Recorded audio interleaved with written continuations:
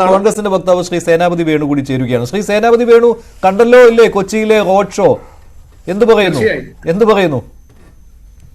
അല്ല, പ്രധാനമന്ത്രി വരികയും BJP അവരുടെ സകല സന്നാഹങ്ങൾ ഒരുക്കുകയും ഒക്കെ ചെയ്തിരിക്കുന്നു. 50,000 ആളുകൾ 3-4 ഡിസ്ട്രിക്റ്റിൽ നിന്ന് വന്നിരിക്കുന്ന പാർട്ടി പ്രവർത്തകരും അനുഭാവികളും ആളുകളൊക്കെ വന്നിരിക്കുന്നു. അത് ശക്തി പ്രകടനമാണ്, ആൾക്കൂട്ടമാണ്, അതൊക്കെ കാര്യമാണ്. പക്ഷേ ഇതൊക്കെ വോട്ടാവുകയും, ഈ തൃശ്ശൂര് എന്ന് പറയുന്ന ഒരു പാർലമെന്റ് കോൺസ്റ്റിറ്റ്യുവൻസിയെ ബേസ് ചെയ്താണല്ലോ ഇവർ നിൽക്കുന്നത്. ഇത് വോട്ടാകുമോ എന്നുള്ളത്, അതാണല്ലോ നമ്മൾ ചർച്ച ചെയ്യേണ്ട ഒരു വിഷയം. പ്രധാനമന്ത്രി വന്ന് റോഡ് ഷോ നടത്തിയാൽ റോഡ് ഷോ കാണാൻ കൗതുകത്തിൽ വരുന്ന കുറെ ആളുകൾ, അവരുടെ പാർട്ടി മെഷീനറി ഉപയോഗിച്ച് അവർ കൊണ്ടുവരുന്ന കുറെ ആളുകൾ, അതൊക്കെ സ്വാഭാവികമായിട്ടും ഉണ്ടാകും. പക്ഷേ ഇത് എത്രമാത്രം വോട്ടാകും എന്നുള്ളതാണ്.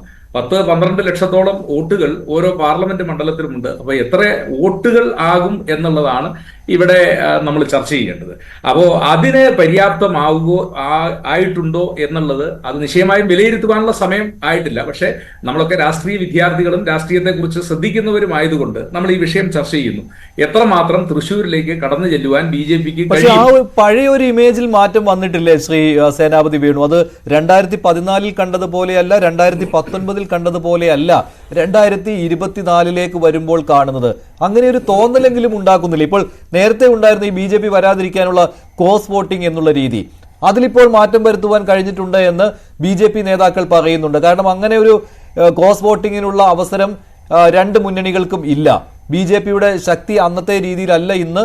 അത് മറ്റ് 2 മുന്നണികൾക്കും പ്രഡിക്റ്റ് ചെയ്ത് കണ്ടെത്തുന്ന രീതിയിലല്ല.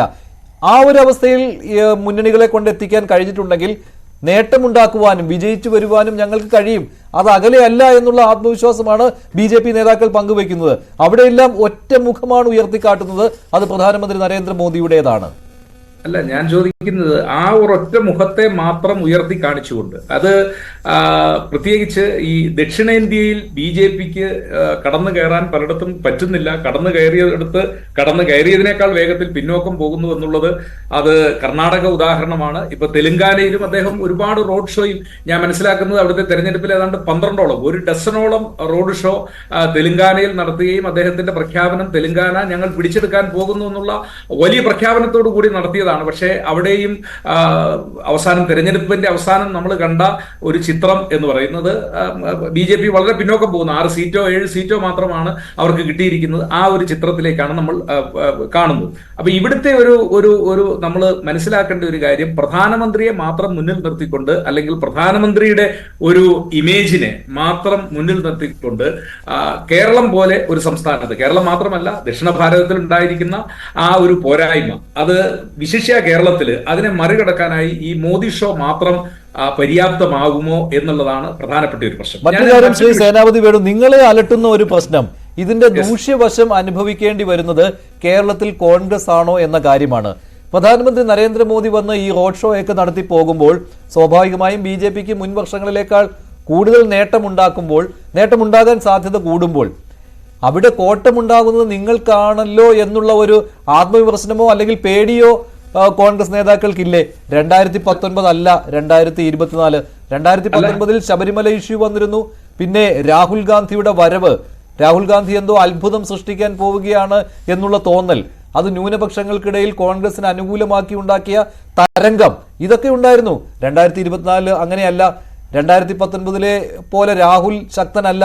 2024 അത്രമാത്രം ചർച്ച ചെയ്യപ്പെടുന്നില്ല. ശബരിമല പോലെയുള്ള വിഷയങ്ങൾ നിങ്ങൾക്ക് മുന്നിലില്ല. നിങ്ങൾ പകച്ചു നിൽക്കുകയാണ്.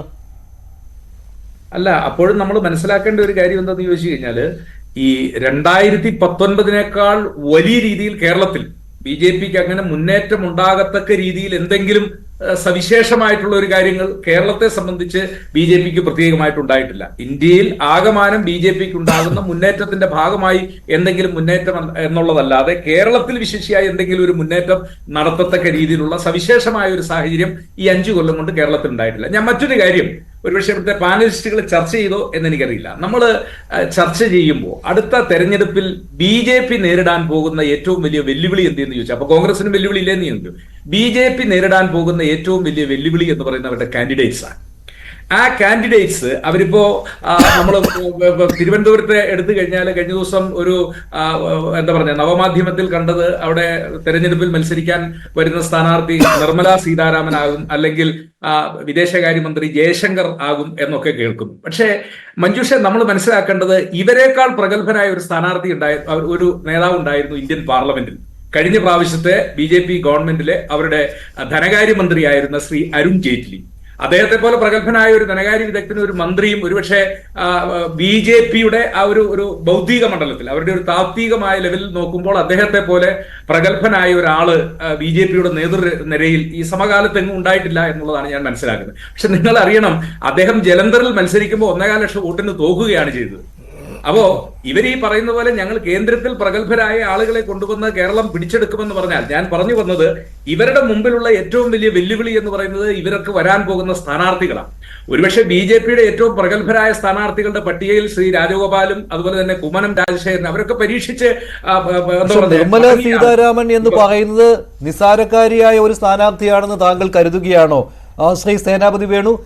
നിർമ്മല സീതാരാമൻ തിരുവനന്തപുരത്ത് മത്സരിച്ചാൽ അത് കടുപ്പമേറിയ ഒരു മത്സരമായി മാറും എന്നുള്ള വിലയിരുത്തൽ എന്തുകൊണ്ട് താങ്കൾക്കുണ്ടാകുന്നില്ല?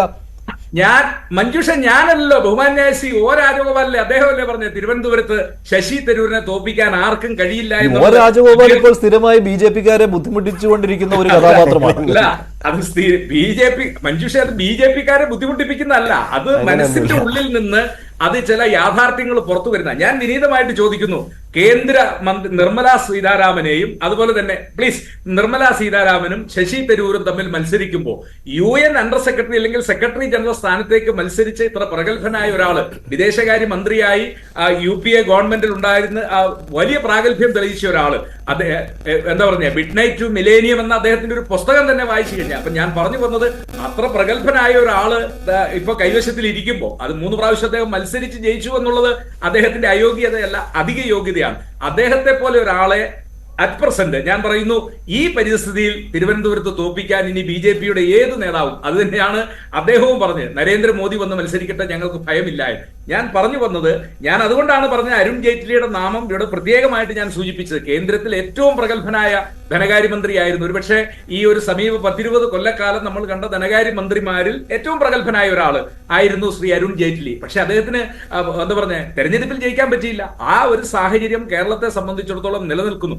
ഞാൻ പറഞ്ഞത് അത് തിരുവനന്തപുരത്ത് മാത്രമല്ല, BJP ഇപ്പോൾ ഈ പറയുന്ന ഞങ്ങൾ ഈ പിടിച്ചെടുക്കാൻ പോകുന്നു എന്ന് പറയുന്ന 543 മണ്ഡലത്തിൽ നരേന്ദ്രമോദിക്ക് വന്ന് മത്സരിക്കാൻ പറ്റത്തില്ല. സ്ഥാനാർത്ഥികളെ ഇറക്കണം. ആ സ്ഥാനാർത്ഥികളെ ഇറക്കുമ്പോൾ കേരളത്തെ സംബന്ധിച്ചിടത്തോളം അവരുടെ മുമ്പിലുള്ള ഏറ്റവും വലിയ വെല്ലുവിളി എന്ന് പറഞ്ഞാൽ അവരുടെ ഏറ്റവും പ്രഗത്ഭരെ വരെ പരീക്ഷിച്ച് അത് പലവട്ടം പരീക്ഷിച്ച് പരാജയം അടഞ്ഞതാണ്. പക്ഷെ തൃശ്ശൂർ എന്ന് പറയുന്നത് TN പ്രതാപൻ ഈ തോപ്പിക്കാൻ പറ്റാത്ത ഒരാളൊന്നുമല്ല. അല്ല, അതല്ല. പക്ഷേ ഒരു കാര്യം അല്ല, ഇനി ഒരു കാര്യം കൂടി ഞാൻ പറയാം. അതിൻ്റെ അകത്ത് നമ്മൾ മനസ്സിലാക്കേണ്ട ഒരു പൊളിറ്റിക്സ് എന്തെന്ന് ചോദിച്ചാൽ മഞ്ജുഷേ, ഇപ്പോ ഉദാഹരണത്തിന് ഞാൻ പറയുന്നു, TN പ്രതാപൻ നേരിട്ട് കാണാത്ത ഒരു വോട്ടറും തൃശൂർ പാർലമെന്റ് മണ്ഡലത്തിൽ ഉണ്ടാവില്ല. അദ്ദേഹത്തിന്റെ കഴിഞ്ഞ 15 വർഷത്തെ അസംബ്ലി MLA എന്ന നിലയിൽ, 5 വർഷക്കാലത്തെ MP എന്ന നിലയിൽ ആ അസംബ്ലി മണ്ഡലത്തിലും പാർലമെന്റ് മണ്ഡലത്തിലും അദ്ദേഹം നേരിട്ട് കാണാത്ത ഒരു വ്യക്തിയും ഉണ്ടാകും എന്ന് എനിക്ക് തോന്നുന്നില്ല. സുരേഷ് ഗോപിയെ എല്ലാവരും കണ്ടിട്ടുണ്ട്. എവിടെയാ കണ്ടിട്ടുള്ളത്? സ്ക്രീനിലാണ് കണ്ടിട്ടുള്ളത്. പക്ഷേ 1% അല്ലെ 10% ആളുകൾ പോലും നേരിട്ട് സുരേഷ് ഗോപിയെ കാണുകയോ അല്ലെങ്കിൽ സുരേഷ് ഗോപിയുമായിട്ട് സംസാരിക്കുകയോ ഒരടുപ്പം പുലർത്തുകയോ ചെയ്തിട്ടില്ല. ഞാൻ പറഞ്ഞു വന്നത്, പ്രതാപനും കഴിഞ്ഞ തവണ പേടിച്ചു പോയി. പ്രതാപൻ അവസാന റിസൾട്ട് വന്നപ്പോൾ 1 ലക്ഷം വോട്ടിൽ ജയിച്ചു എന്നുള്ളത് ശരിയാണ്. പക്ഷെ അതിനു മുൻപുള്ള KPCC യോഗത്തിൽ പ്രതാപൻ പറഞ്ഞത് ഞാൻ തോക്കുമെന്നാണ്. കാരണം അവിടെ കോൺഗ്രസിന്റെ പ്രവർത്തനം ശരിയായില്ല എന്നാണ്. പക്ഷെ ആ ന്യൂനപക്ഷ കൺസോൾട്ടേഷൻ അദ്ദേഹം കണ്ടില്ല. പക്ഷെ അതുകൊണ്ട് തന്നെ റിസൾട്ട് വന്നപ്പോൾ അദ്ദേഹം ജയിക്കുകയും ചെയ്തു. അപ്പൊ പ്രതാപനും പേടിച്ചു കഴിഞ്ഞ തവണ. മാത്രമല്ല 1.25 ലക്ഷം വോട്ടിന്റെ ഭൂരിപക്ഷത്തിൽ ജയിച്ച ഒരാളാണ്. അതെ, ഞാൻ പറഞ്ഞ റിസൾട്ട് വരുന്നതിന് മുൻപ് അദ്ദേഹം KPCC മീറ്റിംഗിൽ വന്ന് കുറ്റപ്പെടുത്തുകയായിരുന്നു. ഞാൻ തോറ്റുപോകും, പ്രചാരണമൊന്നും ശരിയായില്ല, കോൺഗ്രസ് നേതൃത്വത്തെ കുറ്റം പറയുകയായിരുന്നു.